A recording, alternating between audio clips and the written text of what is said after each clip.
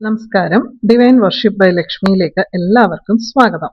നമ്മൾ എല്ലാവരും തന്നെ അറിഞ്ഞോ അറിയാതെയോ ഒക്കെ ചില തെറ്റുകളൊക്കെ ചെയ്യാറുണ്ട്. പക്ഷെ ചില കാര്യങ്ങൾ തെറ്റാണ് എന്ന് മനസ്സിലാക്കി കഴിഞ്ഞാൽ പിന്നെ ഒരിക്കലും ആ തെറ്റ് ആവർത്തിക്കാൻ പാടില്ല എന്നുള്ളതാണ്. ഇന്ന് ഞാൻ പറയുന്നത്, നമ്മൾ അറിഞ്ഞോ അറിയാതെയോ ഈ പറയുന്ന 7 വസ്തുക്കൾ നമ്മൾ കാലുകൊണ്ട് ചവിട്ടുകയോ അല്ലെങ്കിൽ ആ ഒരു വസ്തു നമ്മൾ മറികടന്നു പോവുകയോ ചെയ്യാൻ പാടില്ല. അപ്പോൾ ആ 7 വസ്തുക്കൾ എന്താണെന്ന് നോക്കാം. ഈ തെറ്റുകൾ നമ്മൾ ചെയ്യുകയാണെങ്കിൽ നമ്മുടെ ജീവിതത്തിൽ നമുക്ക് ഒരിക്കലും ഉയർച്ച ഉണ്ടാവുകയില്ല എന്നാണ്. നമ്മൾ ഈ ചെയ്യുന്ന തെറ്റുകൾ നമ്മുടെ വരും തലമുറകളിലേക്ക് പോലും പാസ്സായി പോയി അവർക്ക് പോലും അതിൻ്റെതായിട്ടുള്ള കഷ്ടപ്പാടുകൾ അനുഭവിക്കേണ്ടി വരും എന്നാണ് പറയുന്നത്. വീഡിയോയിലേക്ക് പോകുന്നതിന് മുൻപ് നിങ്ങൾ ആദ്യമായിട്ടാണ് ഈ ചാനൽ കാണുന്നതെങ്കിൽ സബ്സ്ക്രൈബ് ചെയ്യാൻ മറക്കരുത്. ചാനലിൽ മെമ്പേഴ്സ് ആകാൻ ആഗ്രഹമുള്ളവർക്ക് ജോയിൻ ബട്ടണിൽ പ്രസ് ചെയ്ത് മെമ്പേഴ്സ് ആകാവുന്നതാണ്.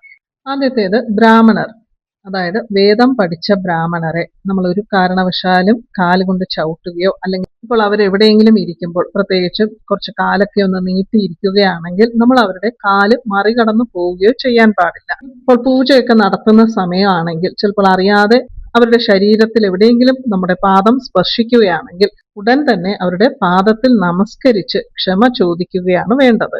വേദം പഠിച്ച ബ്രാഹ്മണരെ ചവിട്ടുന്നത് വളരെ വലിയ പാപമാണ്. കാരണം പൂജാതി കർമ്മങ്ങൾ ചെയ്യുന്ന വേദം പഠിച്ച ബ്രാഹ്മണരെ നമ്മൾ വളരെയധികം ശ്രേഷ്ഠരായിട്ടാണ് കാണുന്നത്. അതുകൊണ്ടാണ് ഈ ഒരു തെറ്റ് ചെയ്യാൻ പാടില്ല എന്ന് പറയുന്നത്.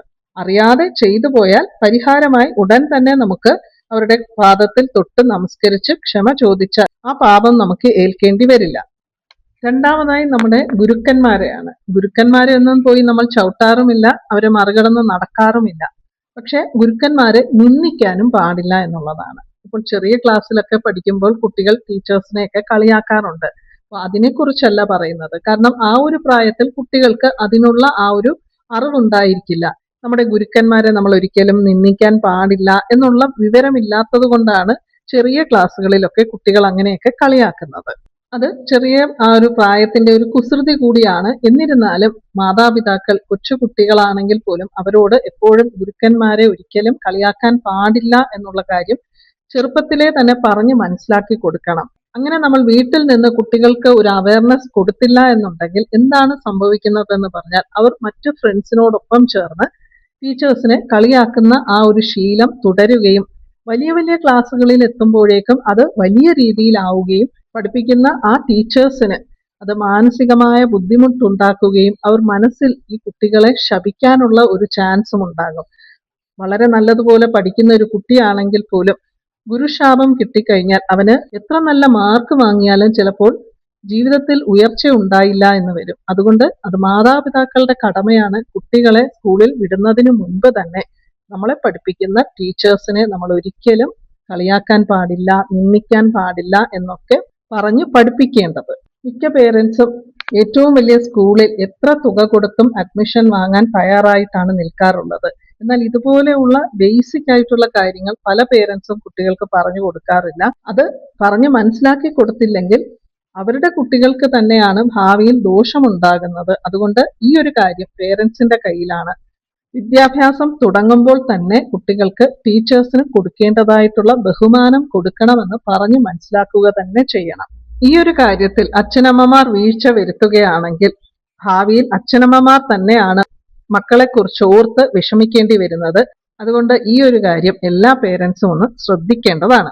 കാരണം ഒരു മനുഷ്യന്റെ സക്സസിന് ഗുരുവിന്റെ അനുഗ്രഹം വളരെയധികം ഇമ്പോർട്ടന്റ് ആണ്. മൂന്നാമത്തേതായിട്ട് പശു എന്ന് പറയുമ്പോൾ നമുക്കറിയാം 33 കോടി ദേവാദി ദേവന്മാരും വസിക്കുന്ന ശരീരമാണ് പശുവിൻ്റെത്. അങ്ങനെയുള്ള ഗോമാതാവിനെ ചവിട്ടുകയോ അല്ലെങ്കിൽ അതിനെ മറികടക്കുകയോ ചെയ്താൽ ഈ ജന്മമല്ല 7 ജന്മം എടുത്താലും ആ പാവങ്ങൾ നീങ്ങിക്കിട്ടില്ല എന്നുള്ളതാണ്. ഇപ്പോൾ എല്ലാവരും തന്നെ ഗോപൂജയൊക്കെ ചെയ്യുന്ന ഒരു കാലമാണിത്. പക്ഷെ ഗോപൂജ ചെയ്യുമ്പോൾ നമ്മൾ ശ്രദ്ധിക്കേണ്ട കാര്യം, പശു കിടക്കുന്ന സമയത്ത് ഒരിക്കലും അതിന്റെ കാലുകളെ ഒന്നും തന്നെ മറികടക്കാതെ വേണം ആ ഗോവിന് ചുറ്റും പ്രദക്ഷിണം വെക്കുന്നുണ്ടെങ്കിൽ ചെയ്യേണ്ടത്. അതുപോലെ അതിനെ ഒരു കാരണവശാലും ചവിട്ടരുത്. സാധാരണ ആരും തന്നെ പശുവിനെ ഒന്നും ചവിട്ടാറില്ല. എന്നിരുന്നാലും ചിലപ്പോൾ വളർത്തുന്ന ആൾക്കാർ ചിലപ്പോൾ പശുവിനെ കാലുകൊണ്ടൊക്കെ ചവിട്ടാനുള്ള ഒരു ചാൻസ് ഉണ്ട്. പശുവിനെ ഉപദ്രവിക്കുന്നതും പാപം തന്നെയാണ്. അതും ചെയ്യാതിരിക്കുക. പശുവിനെ നമ്മൾ അങ്ങനെ ചവിട്ടാറില്ല. എന്തെങ്കിലും കാരണവശാൽ അറിയാതെ ഒന്ന് ചവിട്ടിപ്പോയാൽ നമുക്ക് ഉടൻ തന്നെ തൊട്ടു തൊഴുതാൽ മാത്രം മതി, അതിന് പരിഹാരമായി. അറിഞ്ഞുകൊണ്ട് ചവിട്ടിയാൽ അതിന് പരിഹാരമില്ല. ഇനി നാലാമത്തേതെന്ന് പറയുന്നത് അഗ്നിയാണ്. അഗ്നിയെ ആരും ചവിട്ടാറില്ല. ദൈവീകപരമായിട്ടുള്ള കാര്യങ്ങളിൽ മാത്രമാണ് അഗ്നിയിലൂടെ നടക്കുക. അതൊക്കെ തന്നെ ഒരു ആചാരമാണ്. അല്ലാതെ നമ്മൾ അഗ്നിയിൽ ചവിട്ടാറില്ല. പക്ഷെ എവിടെയെങ്കിലും ചെറിയ തീ ഉണ്ടെങ്കിൽ അത് മറികടന്നൊരിക്കലും പോകാൻ പാടില്ല എന്നുള്ളതാണ്.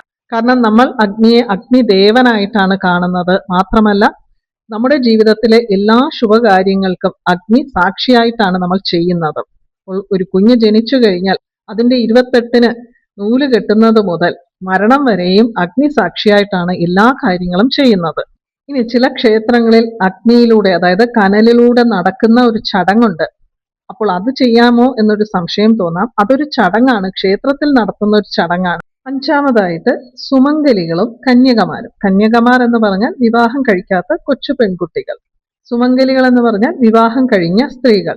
ഇവരെ നമ്മൾ ചവിട്ടുകയോ അല്ലെങ്കിൽ അവരെവിടെയെങ്കിലും ഇരിക്കുമ്പോൾ അവരെ മറികടന്ന് പോവുകയോ ചെയ്യാൻ പാടില്ല.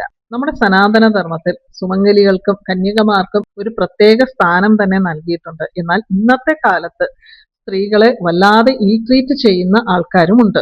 നവരാത്രി കാലങ്ങളിൽ നമ്മൾ കന്യകാ പൂജയും സുമംഗലി പൂജയും ഒക്കെ ചെയ്യുന്നതിന് പിന്നിൽ ഈ കന്യകമാരെയും സുമംഗലിമാരെയും ഒക്കെ നമ്മൾ ദേവിയായി സങ്കല്പിച്ചുകൊണ്ടാണ് ഈ പൂജകൾ ചെയ്യുന്നത്. അതായത് കന്യകമാരാണെങ്കിലും സുമംഗലിമാരാണെങ്കിലും അവർക്കൊക്കെ ദേവിയുടെ സ്ഥാനമാണ് നൽകേണ്ടതെന്ന് ചുരുക്കം.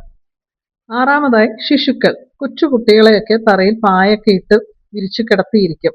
അപ്പോൾ നമ്മൾ ഒരിക്കലും സ്ഥലമില്ല എന്ന് കരുതിയിട്ട് അവരെ മറികടന്ന് പോകാനേ പാടില്ല. കാരണം ഈ ജന്മമല്ല 7 ജന്മത്തിലും ആ പാപം അനുഭവിക്കേണ്ടി വരും എന്നുള്ളതാണ്. കൊച്ചുകുട്ടികളെ ആരും ചവിട്ടില്ല. കൂടുതലായും നിലത്തൊക്കെ കിടത്തിയിരിക്കുമ്പോൾ ആൾക്കാർ പെട്ടെന്ന് മറികടന്നൊക്കെ പോകാറുണ്ട്. അപ്പോൾ അതൊന്ന് ശ്രദ്ധിക്കേണ്ട കാര്യമാണ്. ഏഴാമതായി പ്രായമായവർ. പ്രായമായ അച്ഛനമ്മമാരെ ഒക്കെ നമ്മൾ ഒരിക്കലും ചവിട്ടുകയോ അതുപോലെ തന്നെ മറികടക്കാനോ ഒന്നും പാടില്ല. പക്ഷെ ഇന്നത്തെ കാലത്ത് കാണുന്നതൊക്കെ തന്നെ നമ്മൾ ന്യൂസിലൊക്കെ കാണുന്നത് അച്ഛനമ്മമാരെ ഉപദ്രവിക്കുന്ന മക്കളെ കുറിച്ചാണ്. നമ്മൾ ചെറുപ്പം മുതൽ പഠിച്ചിട്ടുള്ള ഒരു കാര്യമുണ്ട്, മാതാപിതാ ഗുരു ദൈവം. മാതാപിതാക്കളെ നോക്കാത്ത മക്കൾ, അവരെ ഉപദ്രവിക്കുന്ന മക്കൾ, അതുപോലെ ഗുരുവിനെ നിന്ദിക്കുന്ന ശിഷ്യർ, ഇവരൊന്നും തന്നെ അവരുടെ ജീവിതത്തിൽ ഉയർച്ചയിൽ എത്തില്ല എന്നുള്ളതാണ്.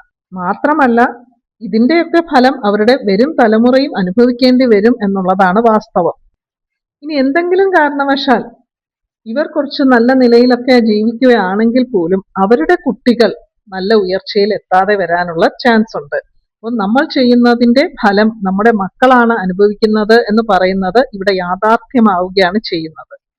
നമ്മൾ നമ്മുടെ മാതാപിതാക്കളെ നോക്കാതെ ഗുരുവിനെ നിന്ദിച്ചിട്ട് എത്ര വലിയ ക്ഷേത്രത്തിൽ പോയി ദർശനം നടത്തിയാലും അവിടെ ക്ഷേത്രത്തിലെ കാണിക്ക വഞ്ചിയിൽ എത്ര വലിയ കാണിക്ക ഇട്ടാലും ഒന്നും തന്നെ ഈ ചെയ്ത തെറ്റിന് നമുക്ക് ഒരിക്കലും പരിഹാരം ലഭിക്കില്ല. ഈ 7 തെറ്റുകൾ നമ്മൾ സാധാരണ ചെയ്യാറില്ല. എന്നിരുന്നാലും നമ്മൾ അറിയാതെ ചിലപ്പോൾ ചെയ്യാനുള്ള ചാൻസുകളുള്ള 7 തെറ്റുകളാണ്. ഈ കാര്യങ്ങൾ അറിഞ്ഞിരുന്നാൽ നമുക്ക് ആ തെറ്റുകൾ ചെയ്യാതിരിക്കാൻ സാധിക്കും. എല്ലാവർക്കും ഈ വീഡിയോ ഇഷ്ടപ്പെട്ടു എന്ന് വിശ്വസിക്കുന്നു. വീണ്ടും മറ്റൊരു വീഡിയോയുമായി കാണാം. നന്ദി, നമസ്കാരം.